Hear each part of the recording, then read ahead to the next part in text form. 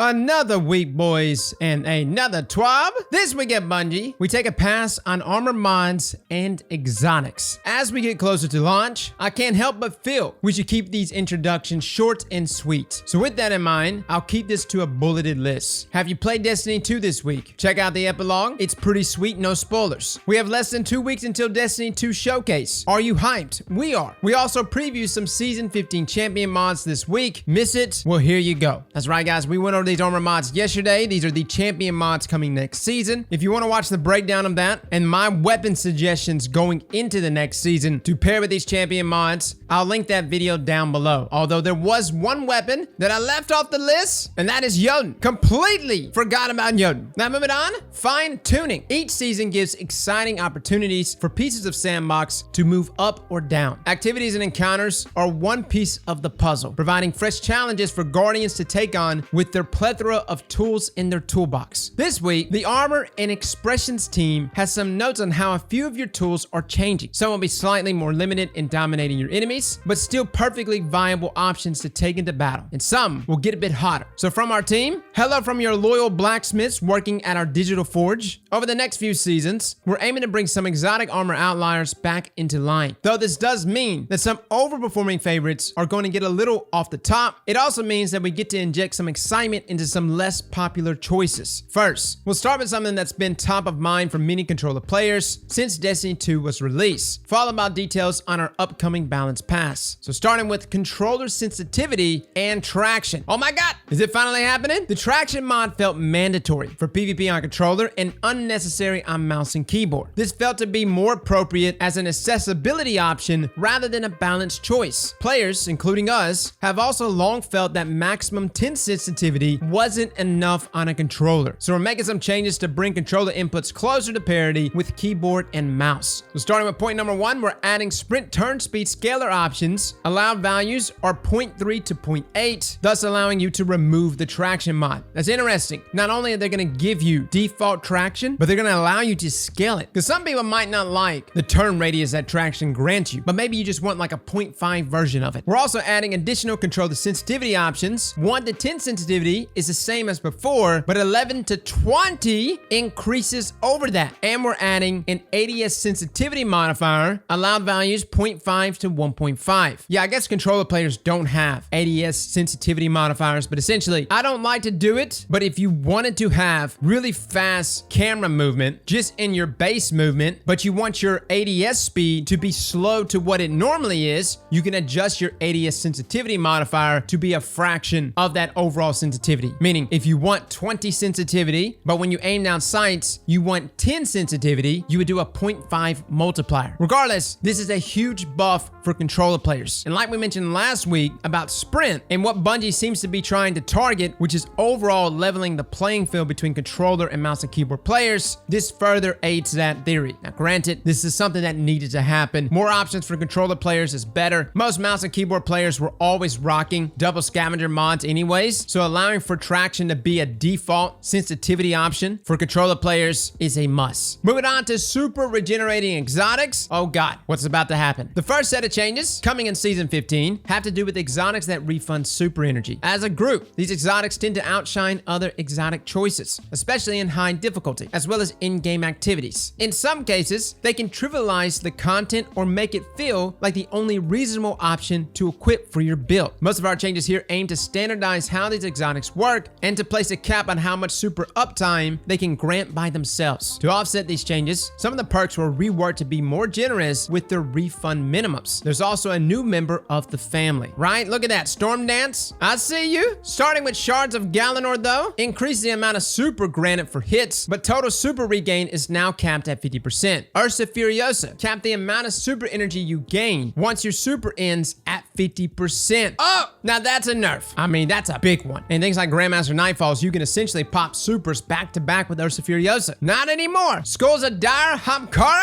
increase the amount of super refunded per kill, but your total super gain is capped at 50%. I think this is still going to be better considering Skull actually got nerfed many seasons ago to the point where nobody was using it. Phoenix Protocol, cap the amount of super energy you can regain once your super ends at 50%. Storm Dancer's Brave, base now also refunds up to 50% of your super energy after your super ends, based on the number of kills. All right, guys, this is an exotic. We actually didn't include it in our Warlock Exotics to lock, and honestly so, some of these are just going to be taken completely off the list. But Storm Dance is looking to be even better than Crown next season, which is crazy, right? Crown has always been the go-to exotic for Storm Callers, but Storm Dance has the ability to ramp up significant damage with every enemy you defeat. And with the Landfall Bottom Tree Stormcaller changes coming, you imagine going into a group of enemies, casting your super, killing everything around you, proccing Storm Dancers to its fullest, have maximum overpowered damage, and then get 50% of your super back. My God, that's perfect. Geomax Stabilizers, remove the sprint to top off your super. Oh my God, they actually did it. This part of the perk led to higher uptime in PvP than was healthy and gave attunement of control warlocks an immediate renewable supply of super energy for paying for mod costs like special finisher in PvE. So this is actually something that they targeted for both. Yes, many of us would actually combine Geomax Stabilizers with special finisher because the amount of super energy that you lost for producing special for your team didn't really matter because you could just top your super back off with Geomax when you sprint. So this is something that was targeted for both PvP and for PvE. Wow. All right. Those are your super regenerating exotics. Let me know what you think of them.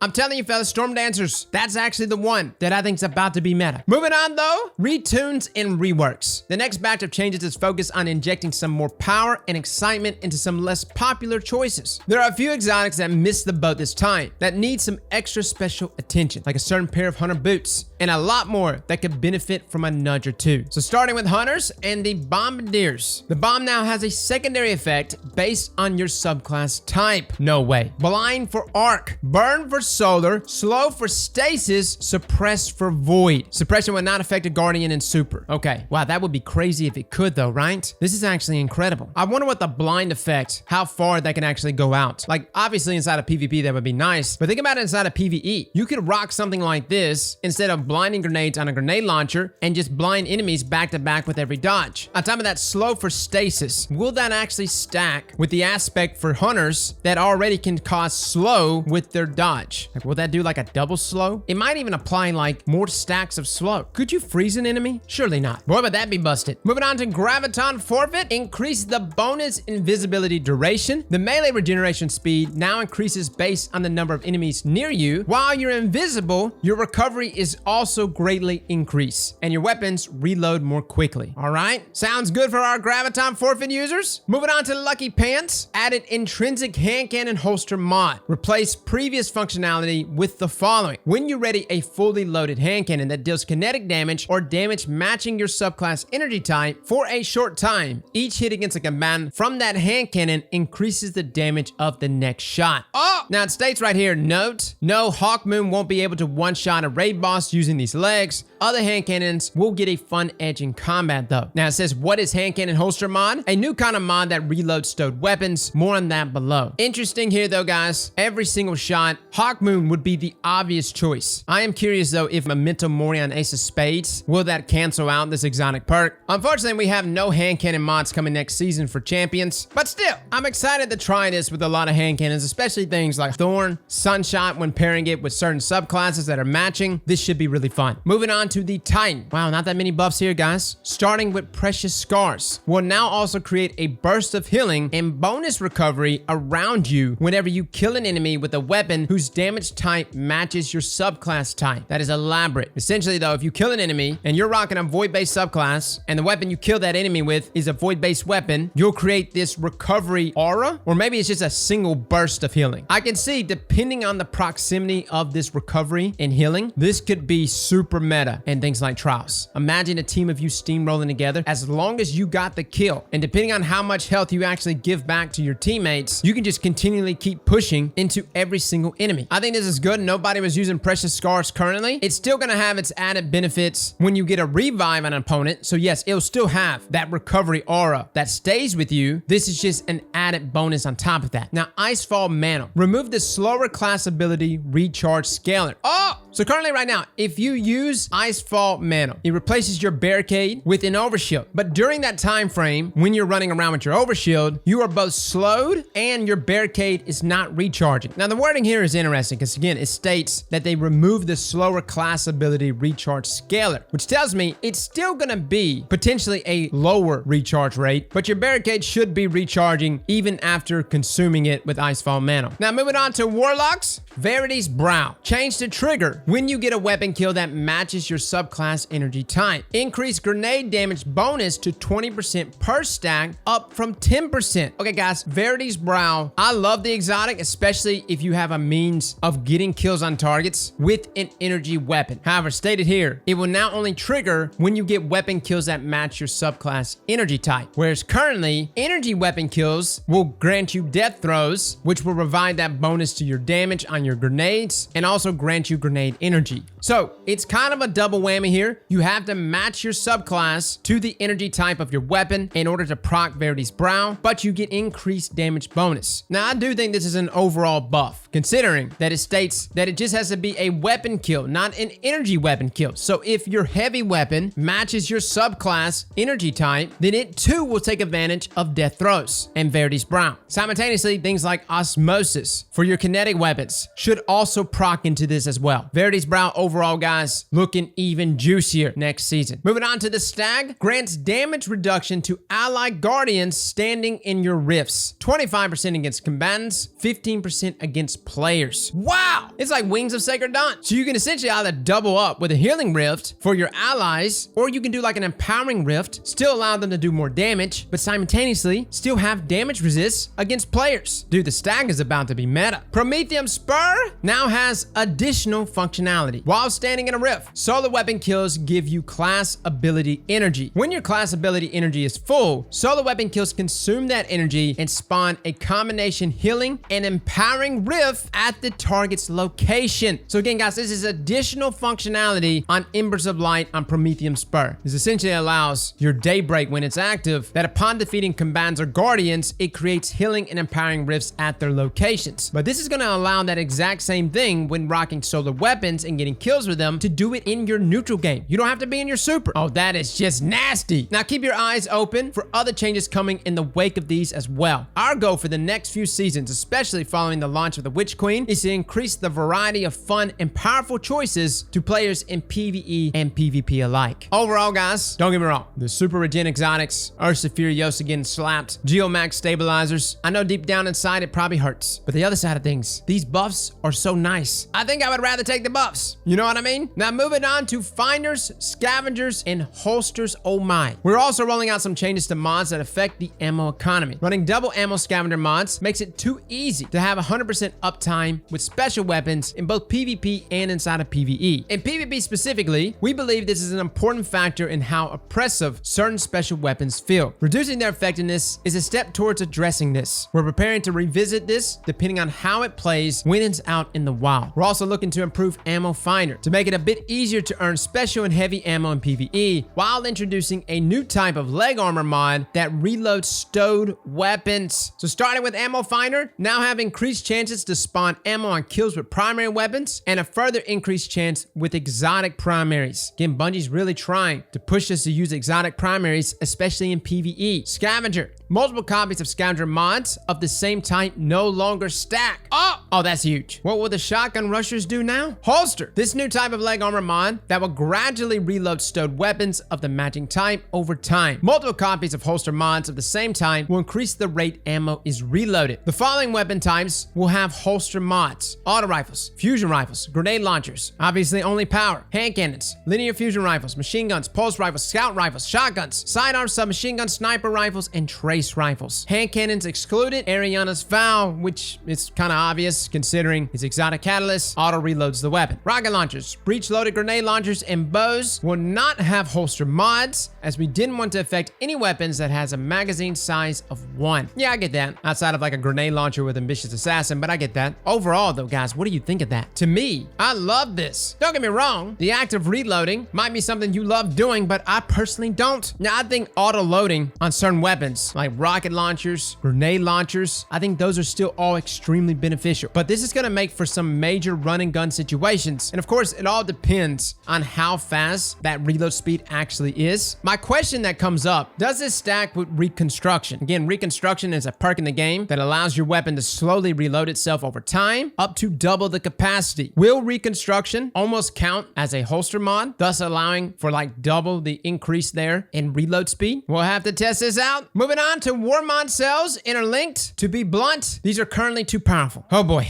I knew this was coming. This isn't a surprise. Even at their introduction, we knew they were very strong. That was the point. At the time these were created, they were only expected to last for about a year, so we could push the envelope on something cool and flavorful, knowing that they wouldn't be around breaking things forever with the force of Rasputin's explosive wrath. They would have a time to shine, but eventually leave and make room for the next exciting things. Now that they are able to remain viable in in-game content indefinitely, we feel it's necessary to bring them down to more in line with the rest of the sandbox. If we didn't, it would cause ongoing problems for activity design and weapon rewards. So starting with base Warmind Cells, reduced radius of explosion effect range of Warmind Cells was 10 meters, now 6 meters. Also reduced damage of the explosion of Warmind Cells, previously 2 to 400, now 50 to 250. Oh, that hurts. Global reach increases the mod cost of global reach to 3 and reduce the amount of radius increase, was 20 meters, now 10 meters. This is terrible. This is awful. Like I get the logic, Bungie, but it hurts so bad. Cellular suppression. Reduce the duration of the suppressing effects when using cellular suppression, 3 seconds to now 2 seconds. And Wrath of Rasputin. Reduce bonus solar damage, previously 100 to 200, now 25 to 100. Fellas, we knew it was gonna happen. We had mini nukes in our hands. We were doing some crazy shenanigans with Warmind Cells. We were literally lighting the PvE world on fire at times. And again, Bungie's original thought was, remember, everything was seasonal. So you only got to have these mods for like a year. But considering that Bungie's done away with sunsetting, this was a reality we knew we would be faced with. Moving on to Elemental Wells. 2 Elemental Well mods are getting improvements in order to make them more competitive choices when compared to other combat style mods. Yes, please buff these. Elemental Armaments now has an increased chance to spawn an Elemental Well based on the tier of the enemy defeated. And Font of Might's base duration has been increased to 10 seconds and increases the damage bonus, which used to provide 10% to now 25%. That's pretty substantial. Now, granted, I have not even been using Elemental Wells. A couple of them I have for certain builds, but for the most part, Warmind Cells were just so good, especially charged with light, that to incorporate a whole nother set of mods, I just wasn't that interested in it. Now, Bungie states here at the bottom, and there you have it. With abilities and armor down, we have one sandbox topic left to cover: weapons. We'll see you again next week for our final Season 15 flight check. Oh boy.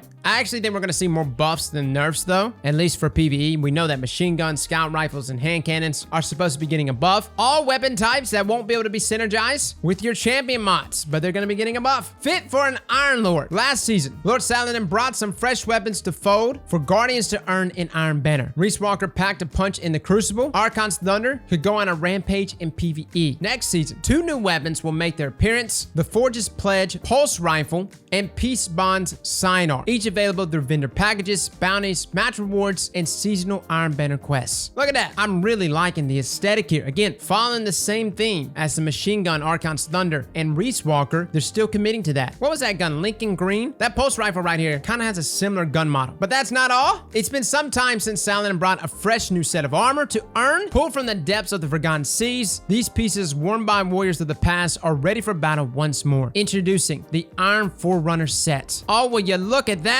That is just sexy. Look at the helmets. Got the horns and everything. Now, starting next season, we'll be introducing the Iron Lord's Pride intrinsic perk through this set. Wearing a piece of this armor grants a small chance of an enhancement prism dropping at the end of an Iron Banner match. Each additional piece worn increases this chance, capping out at 4 pieces total. Defeat your foes with the fury of an Iron Forge. Show no mercy. In just a few weeks, you can begin to collect all of these new rewards. Stay tuned for announcements. Okay. Okay. For my more dedicated PvP players, you have another way to access upgrade materials. Outside of that, guys, we have new Prime rewards, an emote, a ghost shell, a sparrow, and a ship. On top of that, this week, we got movie of the week. What? A Grandmaster guide? The first time I win movie of the week, and we're playing on a Warlock. Now, as a final note here from DMG, 2 Sandbox swabs down, 1 more to go. Next week, we've got some fun details on weapons. All I have to say is get ready for Season of the Voot. No, that's not the official name of the season. I'm just excited that Fusion Rifles will have a champion mod next season. Not to mention the upcoming Fusion Rifle changes, which we'll cover next week. See you again soon. Cheers, DMG. Oh my God, are we getting another Fusion Rifle buff? I guess it's happening. Fellas, let me know in the comments below what you think though. Are you liking what you saw today? Are you happy about the exotic changes? Again, the beefy one is going to be next week. Everyone really gets into the weapons, and I'm anticipating next week's TWAB to be the biggest one out of the 3 we've seen this month, as they'll be covering in totality all the weapon buffs, including the individual buffs that we know should be coming to exotics, especially our exotic primaries. Well, fellas and ladies, thank you all for coming and watching, and as always, Slap that like button like your mama told you right.